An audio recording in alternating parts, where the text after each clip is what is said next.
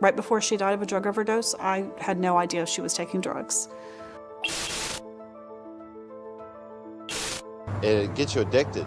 I mean, I started out like any drug, just doing it once a week. Then it became twice a week. Then it became almost every night, smoking a little bit. Then it became waking up with it, doing it all day long. I didn't get to see my daughter, but her dad did. He was a heroin addict. He, had struggled with heroin for a long time, but he had been clean for a year. I'm just thinking to myself, like, God, why? Why did you drive? I looked to the left, and I saw like this white truck, and I couldn't see nothing. I said, I go, oh, Jesus, like that, and it hit us. You will be convicted of a felony if you're caught selling this stuff. And what you don't really realize is that you're putting your life in danger and everybody else around you in danger, and it's just not worth it. It was 8 minutes from the time the officer left,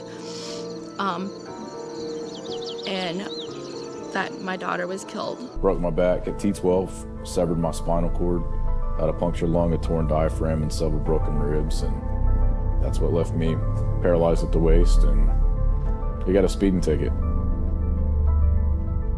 That's it.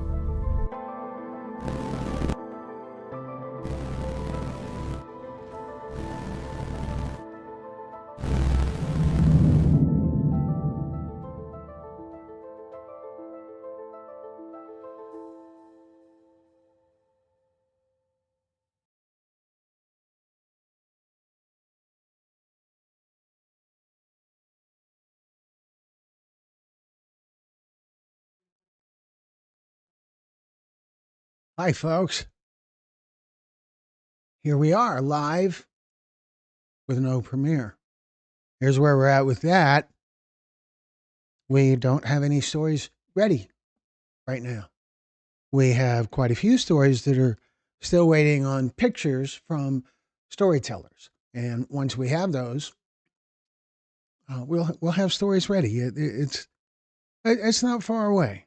So I see we have a few people with us, and so what we're going to do tonight is we'll have a nice open discussion, and we'll start by just going over what's been happening in the last week or so regarding illicit fentanyl. But we're open to talking about whatever. Brianna, what happened? Nothing happened. We just don't. We don't have any stories ready today. It happens. Last few days, I was out of town. I was recording stories about missing an unresolved murder case and some recovery stories in the San Antonio area. And we are diligently working on those, but there isn't a story that is ready for today. So,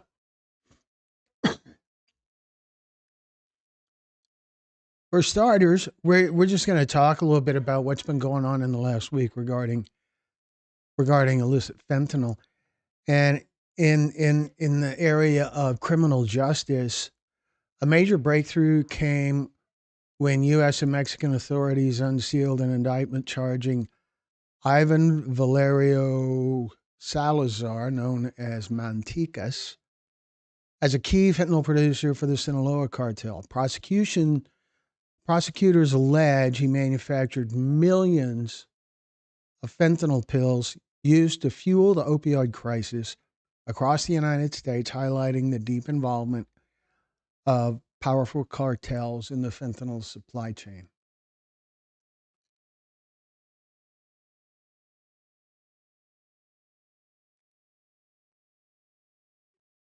Okay, I'll get back to that, Brianna. Give me a second here. Hello,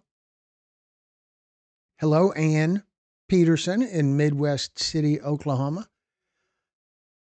So aside from the cartel thing, in everyday law enforcement, a Missouri teen was charged with armed violence and fentanyl delivery after police found fentanyl capsules and a firearm in his vehicle. A reminder that the crisis touches communities large and small, and that distribution and gun violence are often intertwined. These arrests reflect a broader context. Fentanyl remains central to violent and illegal drug operations, and law enforcement continues to pursue traffickers at all levels. At the same time, the public health landscape shows a paradox. While fentanyl-related deaths have declined significantly since their peak, a trend linked to reduced potency in the illicit supply and increased access to overdose reversal treatments like naloxone or Narcan, which is the same thing. Narcan.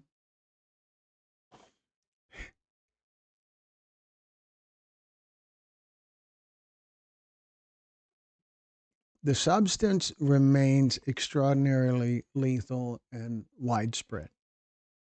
Now, this thing about the trend, the decline in fatalities being related to reduced potency, that has to do with how it's made.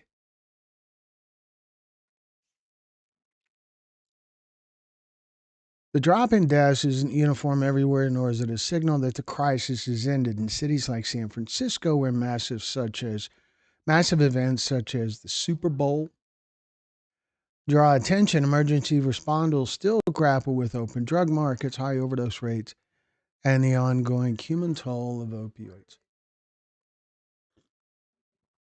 Synthetic opioids.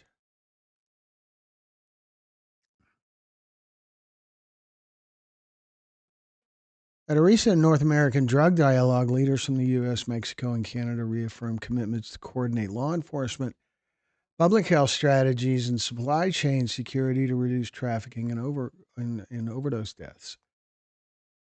The fentanyl crisis has also shaped border policy debates, even as some federal and state leaders pursue aggressive anti-trafficking measures. Many experts stress that public health responses supporting treatment access, harm reduction, and community education are essential to long-term solutions.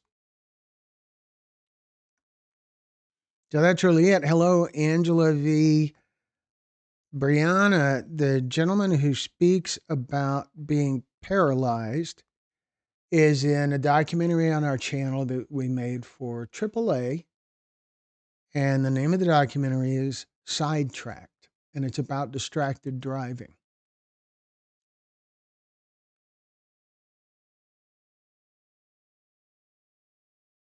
So how is everybody doing today? I see our crowd has dwindled down to 7 people. That's okay. Glad you're here. We are live earlier than usual. Just how it worked out.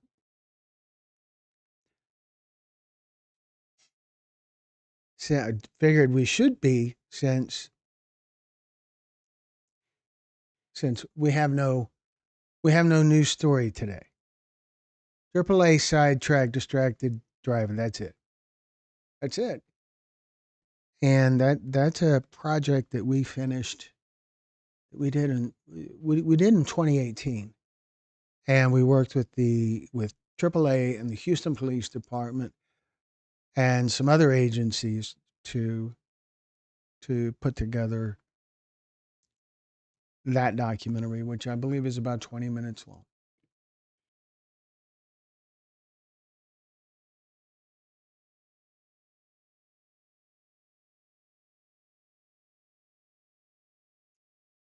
So I see we have Brianna here, and we have Kimberly here, and Angel V. Love. And we don't have Brad and Carla, at least not yet. What's up with that? Hope to see Brad, Carla, Brenda, Nux. Hope to see those join us soon because I have some pictures. I have some pictures that I'm going to take you guys through in a few minutes that are pictures from different storytelling summits that we've done over the last 3 years. And so, yeah, hope that Brad and Carla can join us because they're in a few of the pictures. So is Brenda.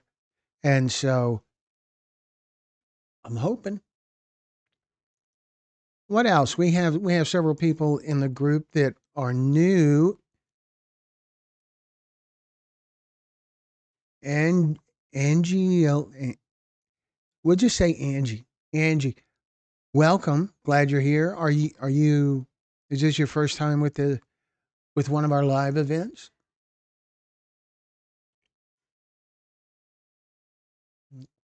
I see something's going on weird here. Okay.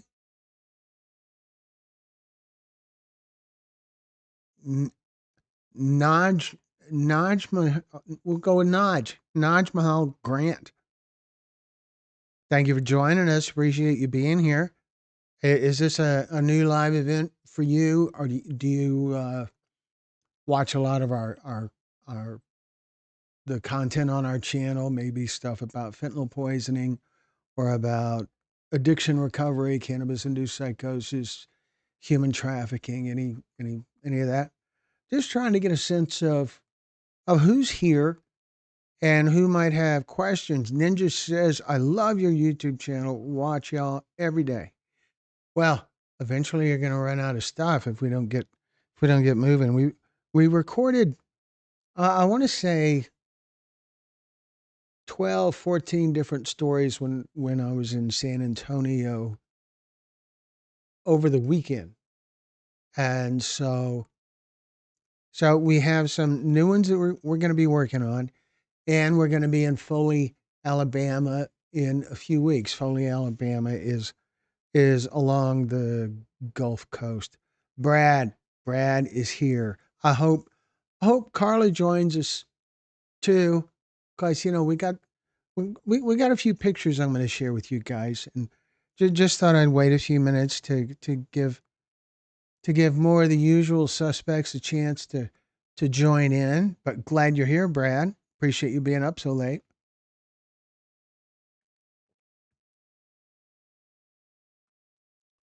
Kimberly's asking, Brad, what do you think about Super Bowl Sunday? Holy cow. This ought to be good. Brad's always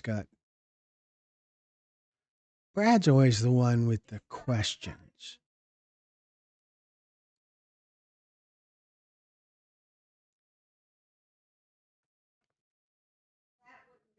So I do want to share with you guys some of the pictures from our past storytelling summits.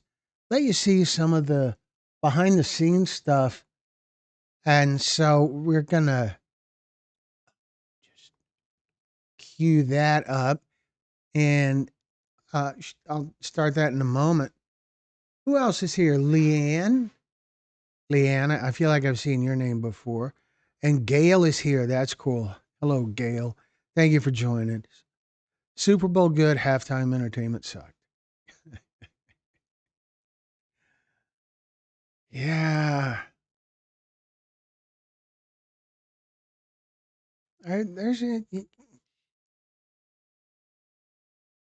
the thing that stands out to me about the Super Bowl halftime entertainment is that why care? There's so many better things to get pissed off at. Why care? I think it's cool that we had two options. I didn't watch. Once I got to an age where I figured out that everybody on the field is younger than me, I started caring about football a lot less. Is there a new drug out here in Riverside, California? Everyone looks like a zombie. Yeah, there are new variants of drugs. Just it seems to be happening all the time now. And there's mixes with nitazines and carfentanil, which is different, and other stuff. It is a lot of work just to keep track of it all. So let's talk about some of these pictures that I have to share with you guys. Here's a picture. This is at a get together that we had at a Mexican restaurant here in Houston. The woman with me is Catrice Galloway. She is a storyteller in Dr. Karen Jackson's story. And this was probably a year and a half ago, 2 years ago now. And she's wonderful. It was great that she came out and joined us. And there's me and my wonderful wife and the governor of Texas. He, what if I do this? Look at that. I can do that. Wow. Okay. Didn't quite go right, but there we go. How about that? And next, this is recording an interview at one of our summits.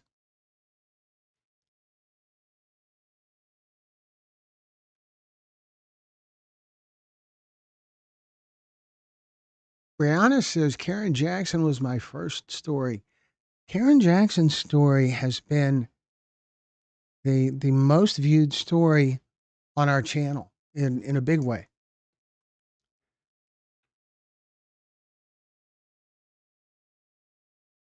So where was I? There we go.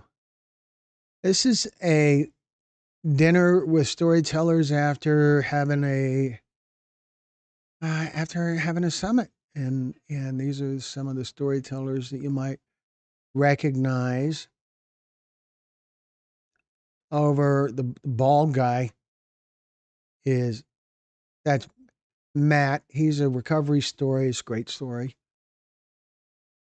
And anyway, there's a whole bunch of those. And there is me and Carla. Angie, appreciate you being here. Yes, first live. Well, I'm very glad you're here. I'm hoping that Brenda will be along soon. That's me and Carla at a storyteller dinner in San Antonio, I believe. And there's me and my wife again with Greg Swan, with Fentanyl Fathers, who's also a storyteller. Drew Swan's story on our channel. And here's me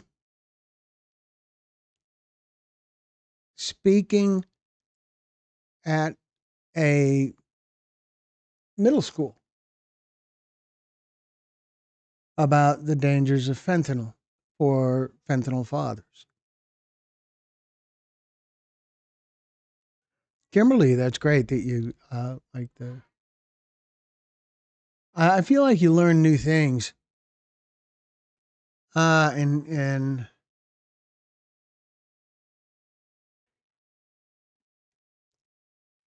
Kaylee's dad and Amber. That's in Kansas. And this is a like a reunion. It's me and my wife. And oh gosh. Dude, I play basketball. Brad, come on now. Now you're really reaching. And here's another one, same event. This was in Austin. And it was just a day trip for us. And we went there to just create an opportunity for some storytellers to get together. There's Carolou Bell and Chrissy Wells and Lopez. Oh, I cannot remember.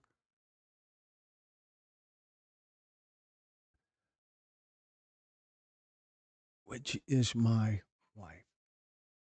She is not in that picture. So this is an interview. This is when we recorded Wade Green's story.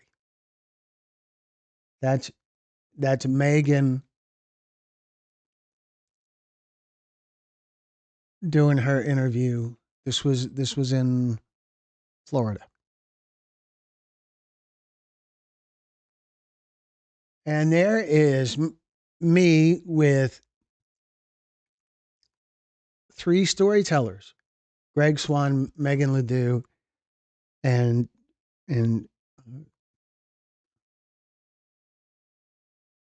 McCarthy. Come on. Jack McCarthy is his son's name. Jack is this story.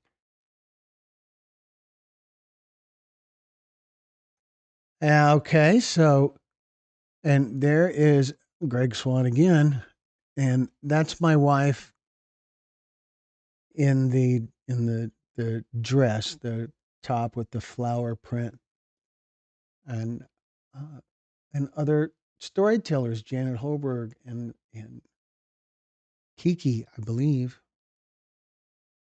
There's an interview that this is an interview we shot with a former White House drug czar. His name is Robert DuPont, and there's a couple of short stories from the interview on our channel, and we hope to have a long one ready soon.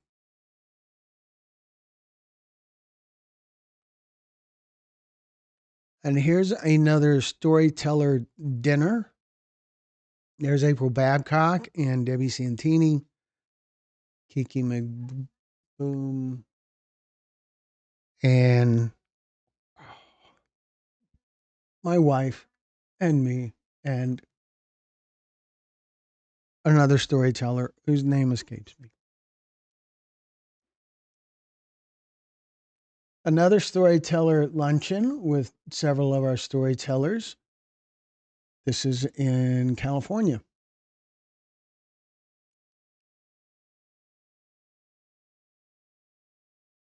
You guys know this guy? Sheriff Thaddeus Cleveland.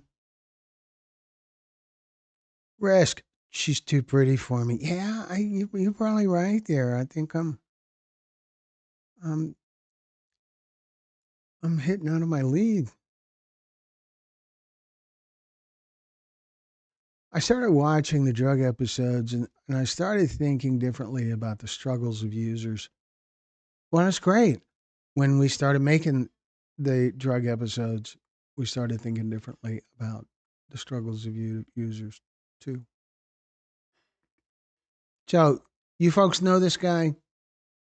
His name's Thaddeus Cleveland, and he is on the national news, I swear, 3 or 4 times a week. It's crazy. In the background is the Rio Grande River. That is the river. There's no fence, there's no nothing, but the land itself is the barrier, is the challenge.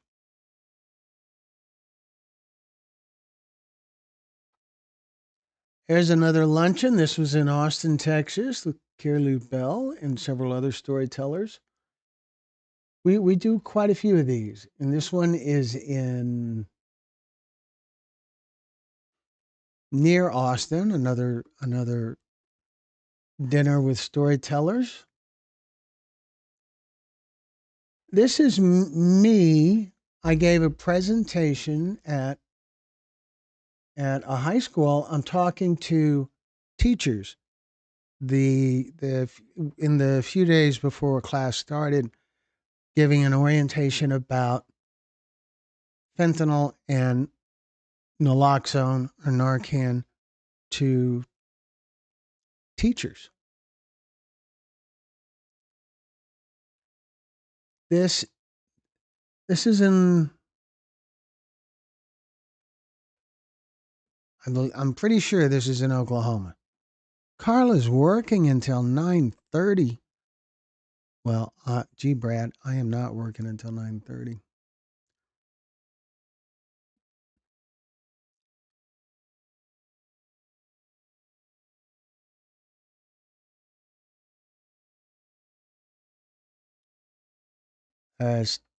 Some of our storytellers. This is also in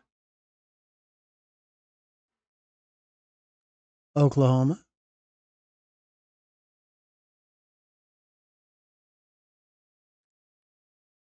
You'll have to let Carla know we did this. And look at there. There's Brad right up front, hanging onto the table.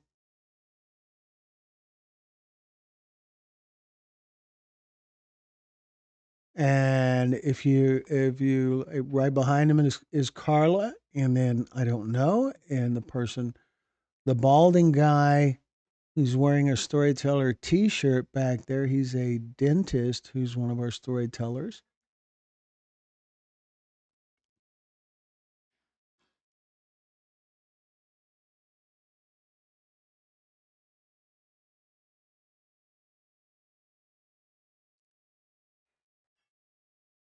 Here's two storytellers from the last time we shot. I believe this was in Tennessee. One's Cheyenne Helm, and the other one is Ashley Green. Both of them lost children. Ashley Green's son was baby Cash. Cheyenne Helms lost baby Cash was 3 years old. Cheyenne Helms' child was 4 years old. And they were both at this summit and talked to them one right after the other.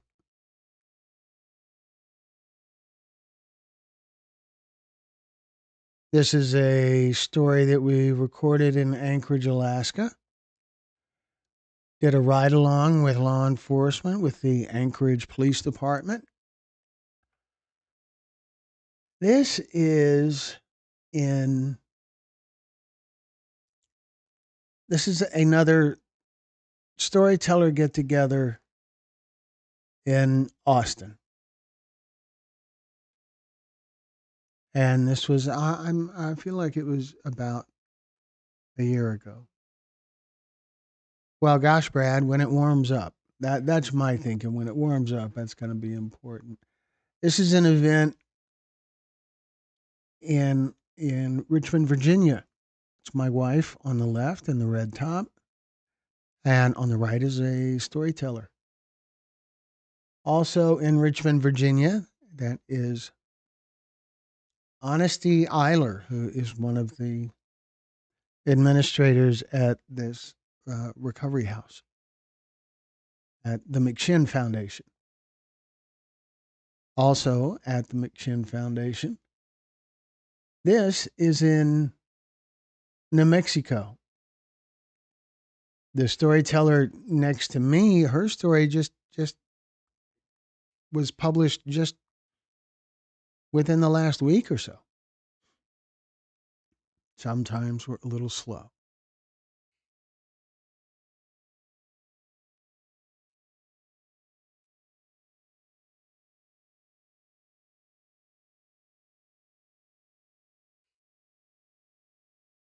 Brad says, I have 6 grandkids. I believe they are all good. I have 6. I believe they're all good. So you believe you have 6, or you believe they're all good? John Boy, welcome.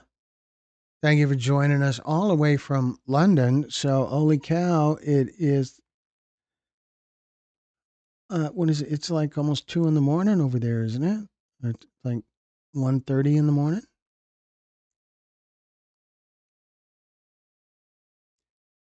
All right, so what else can I share? This is in Albuquerque, New Mexico. We were shooting in an actual studio provided to us by the Bernalillo County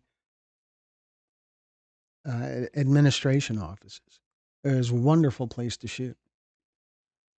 And here is a storyteller dinner. See, quite a few of them are wearing their storyteller T-shirts back there. Really a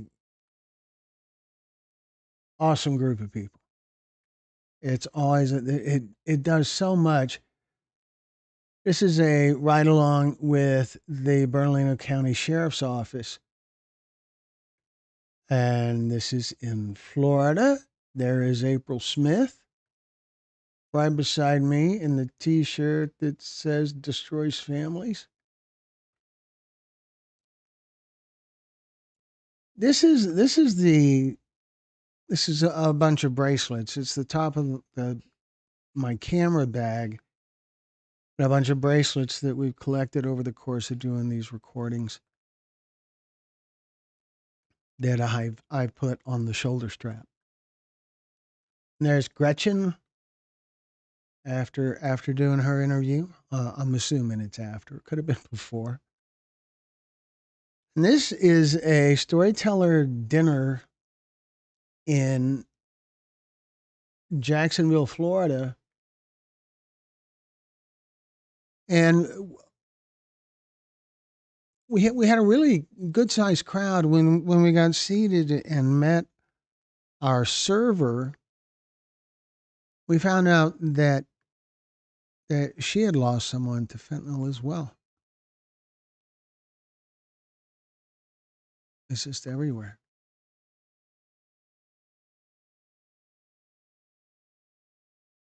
This is in Pensacola, Florida.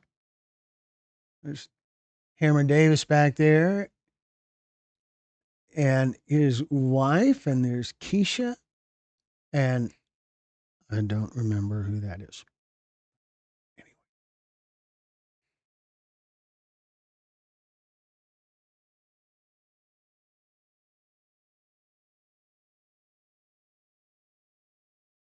Now this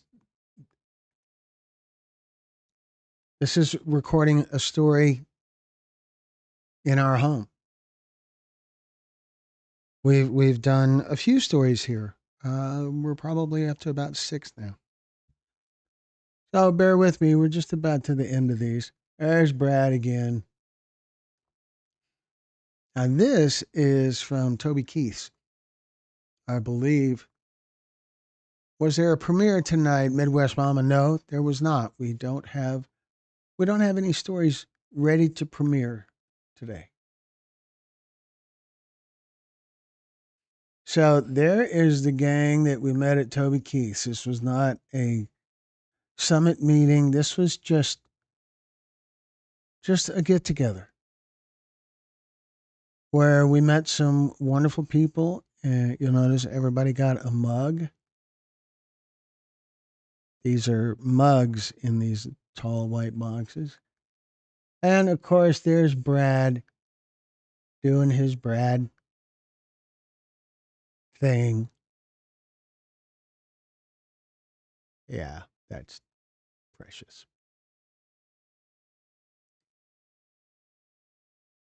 So, and here's the gang. Again, I think we're waiting on a table. Well, that's Brenda right there beside Brad. It was wonderful to finally meet her. There's me and Carla. And some storytellers. I don't remember where that is.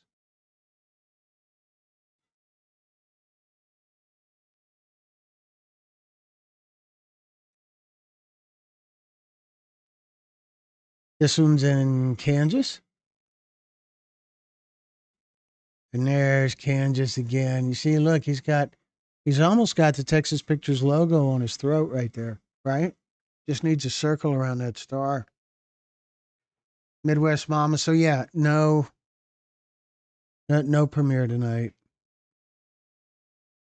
Okay, and there we go.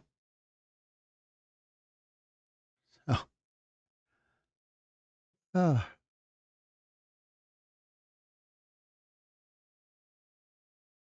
So how about all of that? I remember his story. Yeah. Yeah, there's a couple of stories because he has a recovery story. And then there's also a story about his daughter, Kaylee. How do I keep that youthful look? It's working with these wonderful people. That's it, Brad. That's it.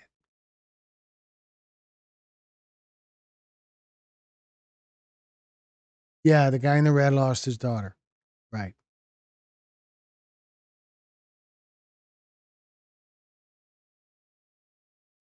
And him and his wife tell the story together with the urn between them.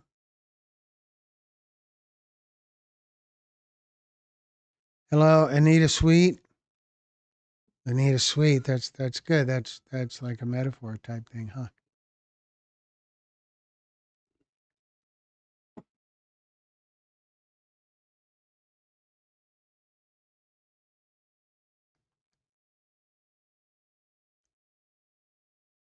Thank you for joining us. So, you guys have any questions, comments about the pictures? Any John Boy?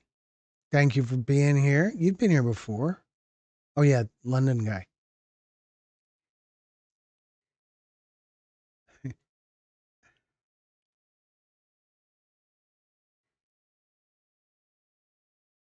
I appreciate you being here, John Boy.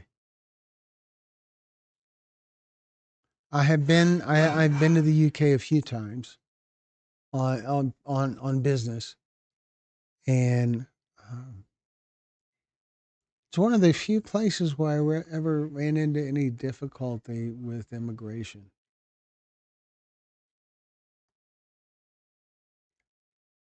Funny how it works. So, who else is with us? Anybody have any any questions for us? Any new visitors who'd like to introduce themselves and share a little bit about what brought you here? Love to hear from you.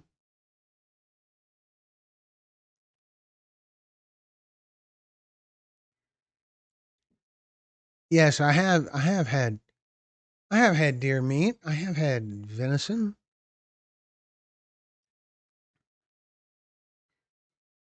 You ever did story in South Dakota? Not yet. We're open to it, but we haven't had any stories from South Dakota. Petra Dobmar, you've been here before. Thank you for joining us again. Do you know the bad situation? I know it's bad in Portland, and actually we have. There was a time when someone in Portland wanted us to come there and do stories, and we tried to organize something, and eventually it just kind of fell through. But we're certainly game to come to Portland, Seattle, that area.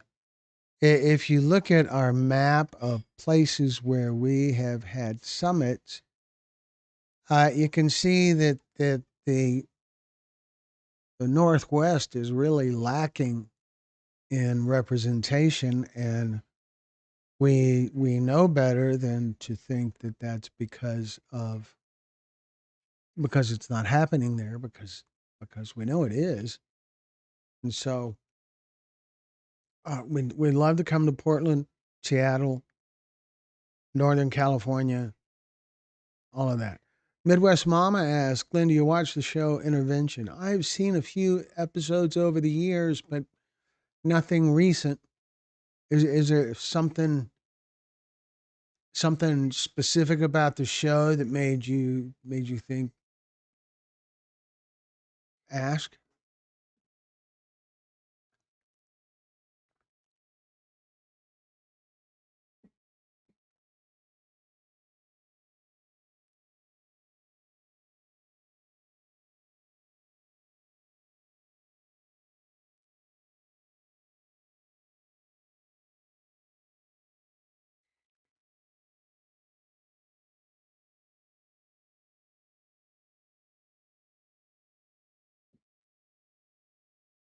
So as we went through the photos, I hope you guys found the pictures interesting. Was there any questions about any of the photos or comments about them, or holy cow, Glenn, you're really stretching showing us pictures. What do you what kind of comments do you have to share about that?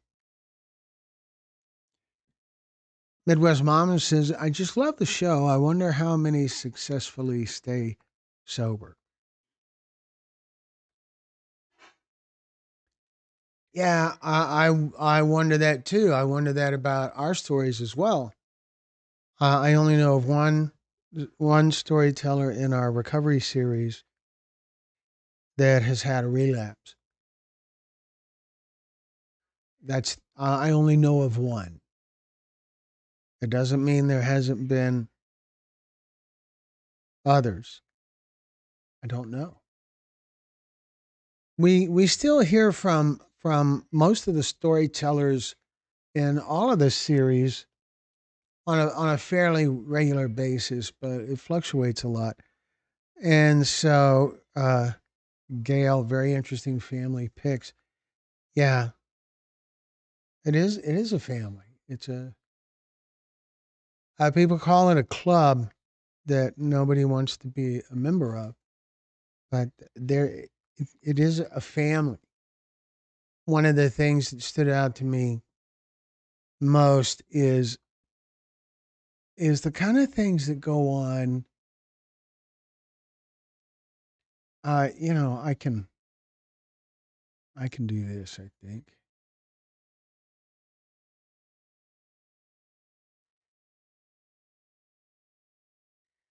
Yeah. So the kind of thing that goes on in pictures like that, the way that storytellers meet each other and connect and bond like right away.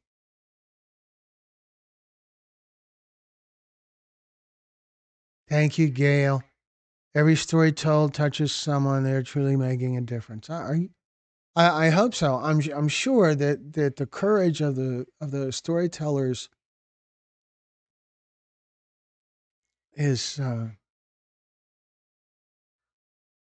inspiring, and somewhere I'm sure there's at least one person who is alive because, whoops,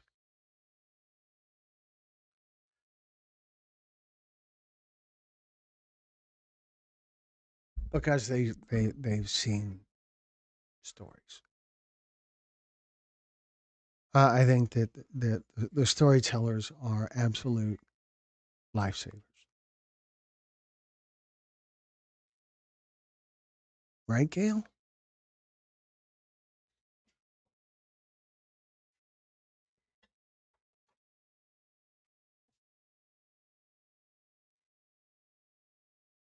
Lifesavers?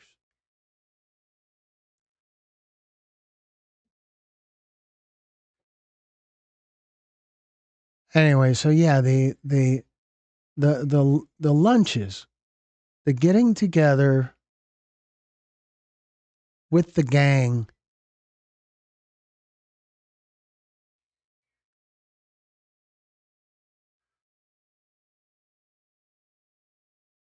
Yes, Midwest Mama, that is such a thing that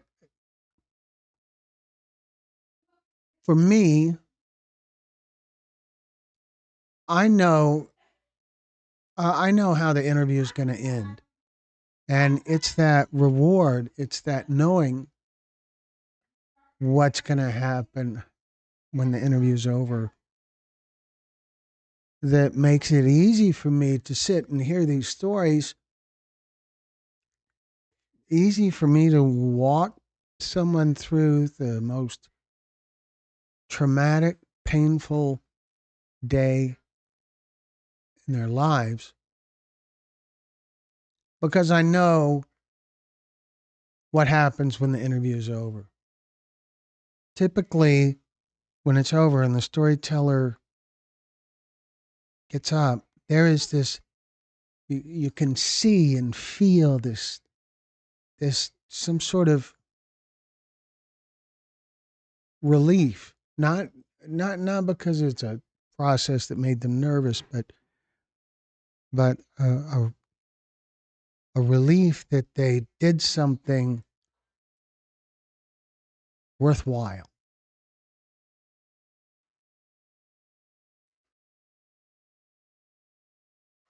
That they found a way to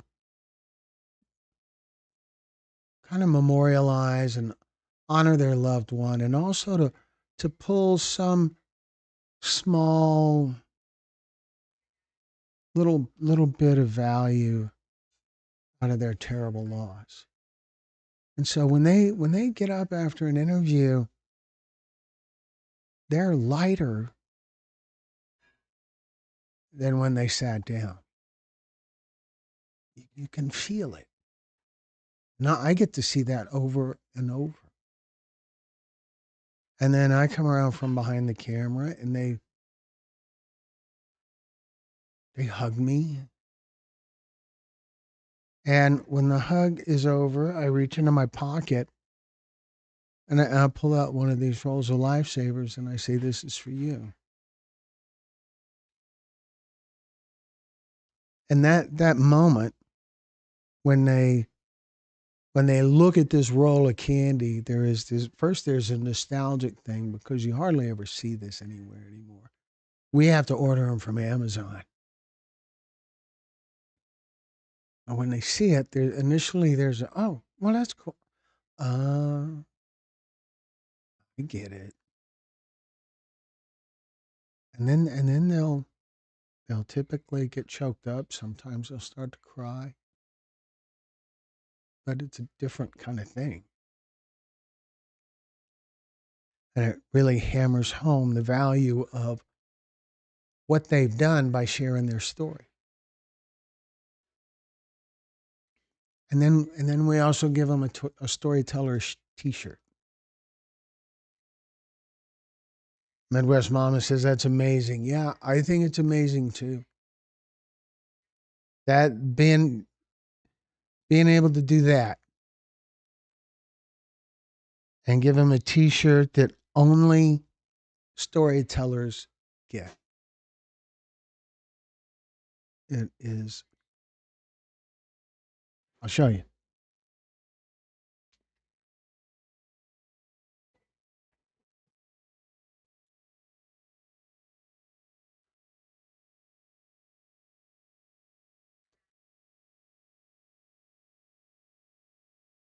That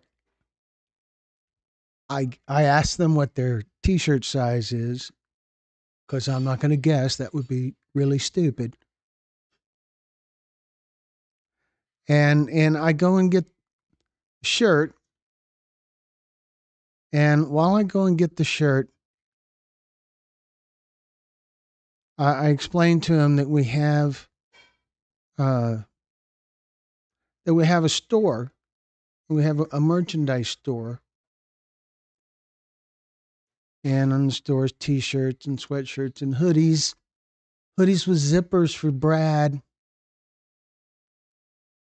But that this T-shirt is not there. That the only way to get this shirt is to do what you did. And I show them the front. It says storyteller. And then on the back is a much bigger version with our logo.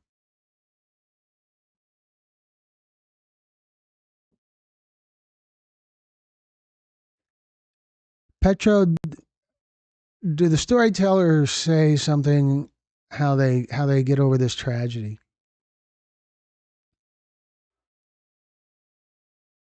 Most say there's no getting over it. It's finding a way to live with it. And it is finding that next stage There's maybe some of you have heard about the 5 stages of grief, and now therapists are changing that to 6 or 7 stages of grief. And the new stages were always there. They're memorializing your loved one and finding purpose. That for a lot of the fentanyl stories, these people have missions. They've created nonprofit organizations. They're doing things to increase awareness. They're sharing their story, not just with us, but anywhere that has an audience where people will listen.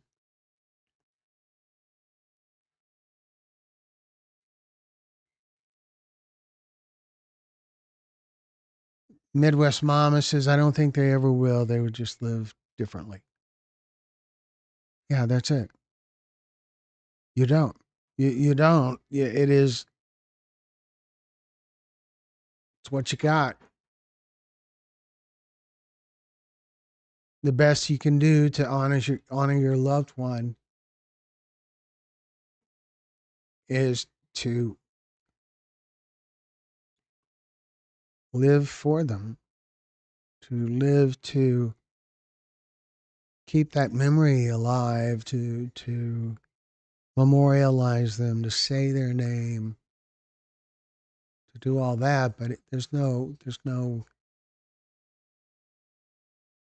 healing isn't in forgetting them or getting over the pain. Healing is in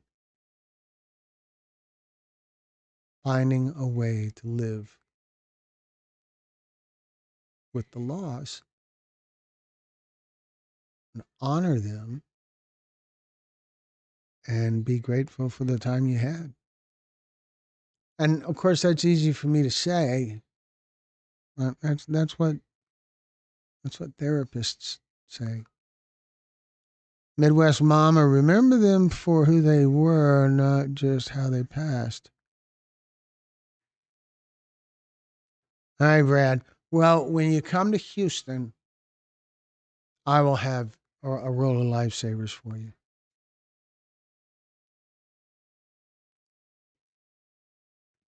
But this is one of those things that started. Rain's story was at either our second or third summit. It was a long time ago, and it was before we had the T-shirts, before we were really doing the lifesaver thing on a regular basis, because they're hard to find. Forever, I talk about Taylor all the time, and I'm grateful for the 31 years that God gave me with him. I think that's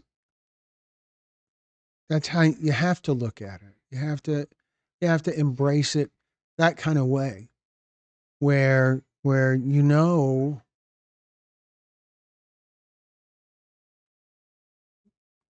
you had the time that made that loved one special. And they're special. So they're special because you were blessed with that time you had with them.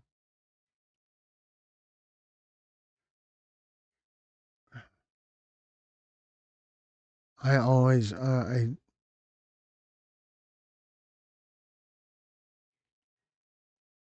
always want to do what I can to take our storytellers' pain away, or to ease it just a little bit.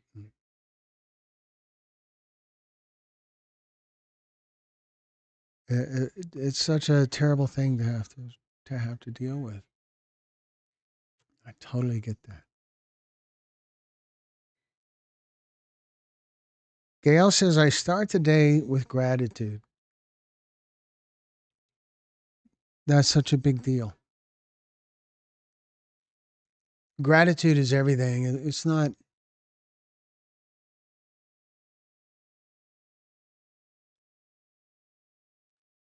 It's not what happens to you. It's how you choose to deal with it.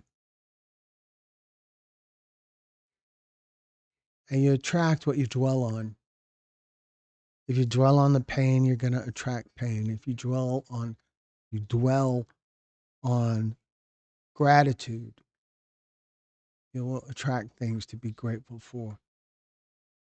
Maybe if you lost a loved one, maybe that thing that you will attract to be grateful for is someone you haven't met yet who knew your loved one will come up to you and share some anecdote, some story, some memory of an experience with the loved one or something else.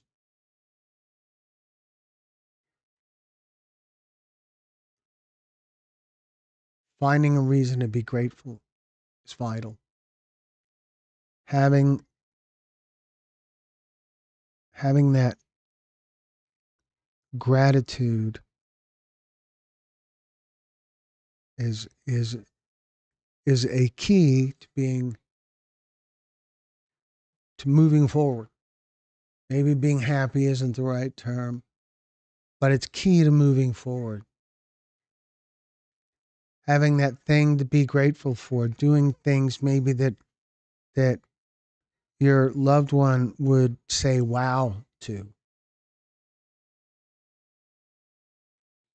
Midwest Mama says, have an amazing night, guys. Be safe out there. So you're bailing on us. Good to see you, Midwest Mama. We are going to wrap it up pretty soon as well. Where's Brenda or Nux? We haven't seen Brenda in a little while. I'll probably check in with her tomorrow. I've seen comments from her on stories, but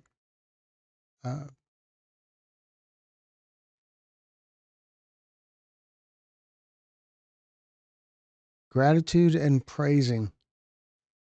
That's the thing. Praising, prayer.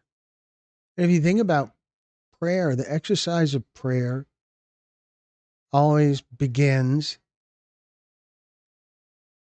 with gratitude. Dear Heavenly Father, thank you for whatever. It always begins with gratitude, with a thank you. And Brenda says in these groups, as we wrap things up, Brenda always says, remember, what you take for granted someone else is praying for. That's about gratitude. That's about remembering that you have things that you're taking for granted that you should be grateful for. So I love that. And so it is about time to wrap it up for tonight. We have been here for an hour and got to share some pictures. We had no story to talk about, but we will have our next story soon. We're just waiting on pictures from storytellers. We're waiting on storytellers to send us photos that can go in their story since we've already done the interviews. So I want to thank all of you guys for joining us and for participating, and for the new visitors. That's always cool to see some new names in the chat list.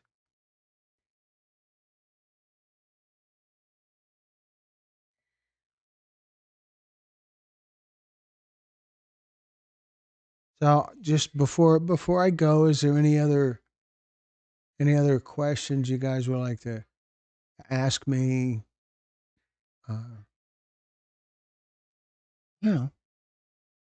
Something about the channel, about Texas Pictures, about how to have a summit near anything. There's a lot of information on our website. So I always like to close by reminding people that that you're welcome to reach out to us anytime, and we are glad to do whatever we can to help you. So You can reach out to us by email at info@texas-pictures.com. You can find us on Facebook under my name, Glenn Muse, and under the company name Texas Pictures. We're also on TikTok, and you can learn more about us on our website, texas-pictures.com. You can find information about how to share your story. You find a link to our merchandise store where the infamous zippered hoodie that we call the Bradley is available, along with t-shirts and sweatshirts and coffee mugs and cool stuff like that. And you'll find more information about us, including our a little bit of our history, our mailing address, telephone number, all that kind of cool stuff. Brad's asking again, when am I coming through Oklahoma? I don't know. There was something going on in Oklahoma. A law, Leo's law. Is that it? But I'm eager to get back to Oklahoma, see you guys again. You know, you're always welcome to come down here to Houston. Seriously. Even have a guest room. So that's going to be it for tonight, folks. Thank you so much for joining us, and we will see you guys next time. Good night, folks.